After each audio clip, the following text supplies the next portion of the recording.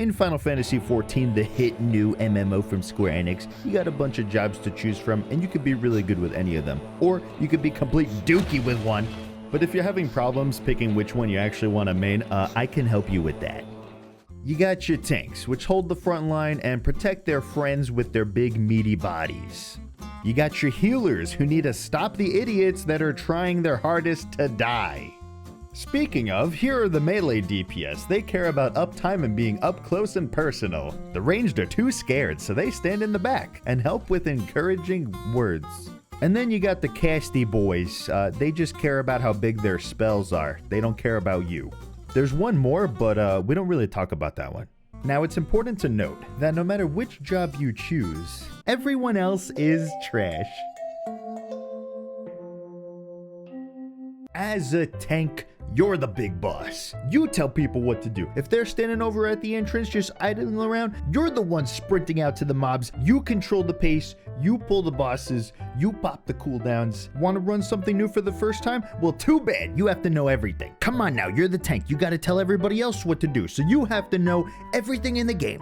When is this tank buster happening? When do I have to tank swap that? Where does this boss need to stand at this particular time? That's all on you, buddy.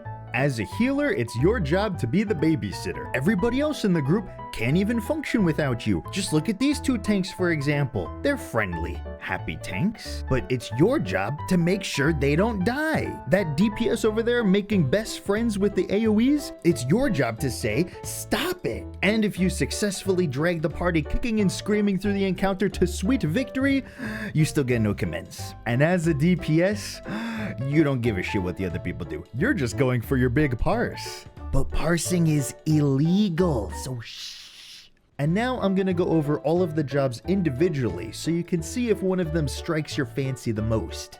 Paladin, Sword and Shield, has a tank stance and a DPS stance that are on the global cooldown. Rotation revolves around a DPS combo and a dot combo. You have a physical damage buff phase and a magical damage buff phase. It has great party mitigation like the wings to protect your whole party, a shield that goes on everybody when procced with a heal, cover a tank to tank their tank buster, and hollowed ground, which makes you completely invincible to most attacks. Warrior, it has an axe. It has a tank stance and a DPS stance that are off the global cooldown, so you can use it anytime you want. It's got a DPS combo and a damage buff combo. Rotation revolves around a wrath gauge that you use in order to spend on really heavy hitting attacks like Fell Cleave. It has a lot of good self-mitigation, so it has answers for a lot of tank busters, and probably the best invulnerability skill in the game, Home Gang, because it's on such a short cooldown. It prevents your HP from going below 1. It's also the highest DPS tank. Dark Knight, it's our resident edgy boy and uses a big greatsword. It has a tank stance and a turn tank stance off,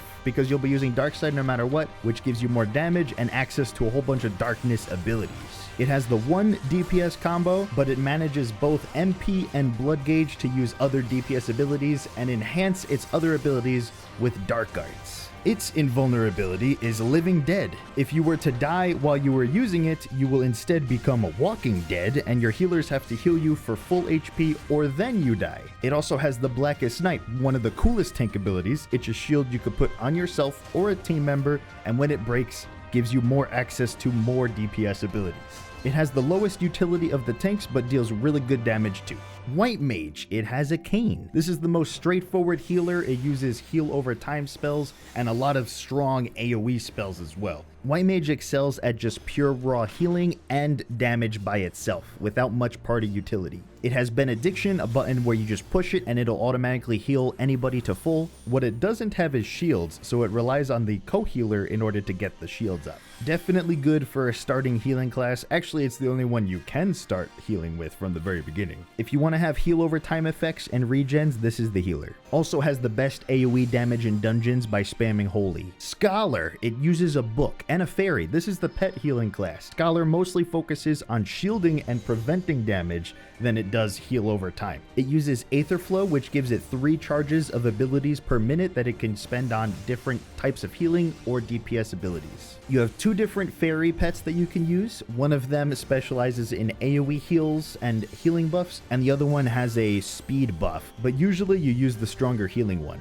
Scholar's toolkit is very advanced and has an answer for almost any situation you throw at it. Astrology, it uses a Astrolabe and cards. This healer can actually choose between a heal over time stance or a shield stance. Usually it wants to be in the heal over time stance, so it works best with Scholar, but it could do either or. Astrology has the most party support of the 3 healers because it deals with cards that will buff allies or itself or everybody, so it's a very busy healer because it has a lot of split-second decision making of what to do with your cards and your buffs. Monk, it punches with fists. You shouldn't use any weapons on this job because you should just punch with your fist. It's the melee DPS that uses the most positionals, so if you want to be really busy and move around the boss a lot, this is the one that'll be moving the most. It doesn't bring too much utility to buff its party members, but it does bring a little bit, and its personal DPS is on the much higher side. Samurai, it uses a katana. This is the weeb job. Of the melee DPS, it usually has the highest personal DPS, but it doesn't bring any utility to the party whatsoever. This is a very selfish melee job. It only has 2 positionals, but they're very important because it gives you resource for more abilities. It has 3 combos that build up Sen,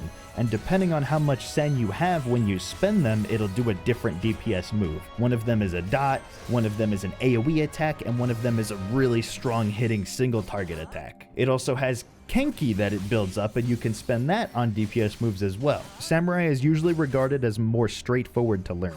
Ninja, it uses daggers, and it's one of the biggest party support DPS and most wanted DPS in the game right now. It has 3 melee combos and also uses ninja mudras in order to execute other DPS abilities, one of them being Trick Attack, a special ability that when used from the rear will give everybody 10% more damage on the boss, so it's very important and highly played around. It's one of the faster melees because it has an ability that will boost its attack speed indefinitely as long as you keep it up, and only has a couple of positionals, but they're very important, especially Trick Attack. Its personal DPS is on the much lower end, but its raid utility is very high. Dragoon, it uses a spear, and it kills dragons and wears them as armor. This one focuses on jumps. It jumps really high in the air and smashes back down, but you go into animation lock when that happens, so it's prone to dying a lot if you use those jumps at the wrong time. Dragoon is also very sought after right now because it buffs the bards and machinists in the group, and also gives crit rate to everybody. It has the 2nd most positionals of all the melee DPS, but its attacks are slower to give you more time to go into those positions. It's also very mobile. You have jumps that will make you go away from the boss and jumps that'll make you go back onto the boss. Bard, it uses a bow and arrow. Of the 2 ranged DPS, it's the widely more common one. Its DPS rotation changes between 3 different songs, and depending which one you're in, it'll have different effects on your rotation. Just from singing these songs alone, it's giving your party a direct crit buff, and in addition you have a bunch of other buffs that you could give everybody. You can also sing another song that'll reduce the damage everybody takes, or put buffs on the tank so they get more healing. It's a very support-oriented DPS job. Its attacks are all instant, so it can move anywhere it wants without losing uptime, and it's a highly valued member of any raid team. Machinist, it uses a gun. It also summons a turret, so kind of like a pet, but you just kind of set it and forget it. This one is used much less than Bard, but mostly because most people think it's a little clunky to learn. Its rotation is slightly RNG based, but you have a lot of ways to manipulate that RNG, and it focuses solely on a 10-second window where you need to line up all of its buffs into those 10 seconds, otherwise your DPS suffers greatly. It has a lot of the same role actions and support abilities that Bard does, though it has a little bit less of its own abilities. Its DPS can be higher than Bard's, but not by too much more. Black Mage, it uses a staff. This is the common mage type caster type DPS. It wants to stand still as much as it possibly can because it has long cast times. It's able to make some spells instant and also place a buff on the floor that will raise its spell speed to attack faster, and it could also teleport around the battlefield. The rotation revolves around going into a DPS phase where you're using a lot of fire spells and using all of your MP, and then you switch over to an ice phase where you rebuild the MP. If you stay in that long enough and keep the rotation going, you unlock a really powerful spell, Foul, that is a one-shot ability that does a ton of damage. This is the highest damage caster in the game right now, and actually the highest DPS overall in the game, if played well. The rotation itself is very easy to learn, but it's hard to learn in specific encounters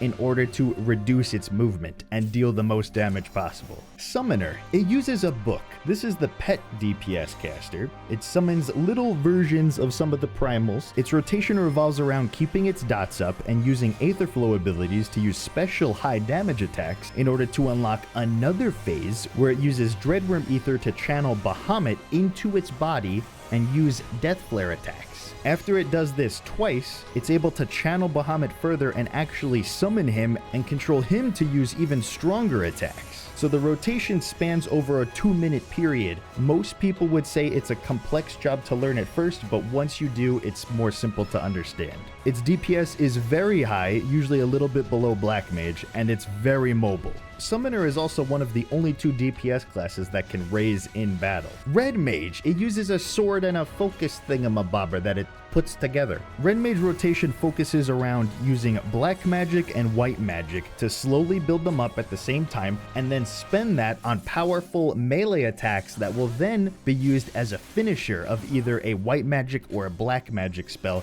depending on where your bars are. So it's a cool balancing act. You're going to be alternating between white magic and black magic depending on what you need at the time. It also has a bunch of procs that will change what you're going to be doing as well. It's also the only DPS that has a heal that could be used in pinches, but most of the time you really don't want to be using it. Every other cast it does becomes instant, so it has good mobility, and it's the other caster that can raise, so you can insta-cast raises on Red Mage and it becomes very valuable in progging new fights. But its DPS is the lowest of the 3 casters, so after you get out of prog, its value goes down a little bit. And well, that's it. That's all I've got. I hope you guys enjoyed, gave you a little bit of insight into each one of these jobs. You could go way more into detail on all of them, but I wanted to just give you a general overview. So you can pick which one of them is most interesting to you. There is a meta in this game. Yes, there is an ideal composition for raids, but really it doesn't matter. Every single job in this game can do every single content, and honestly, all of them are incredibly well balanced for an MMO. So really, it's best just to look at all of them and see which one looks the coolest to you. And if you end up not liking it, then you could just level another job. You could play all of them on the one character. Well, thanks for watching. I'll see you next time. Goodbye.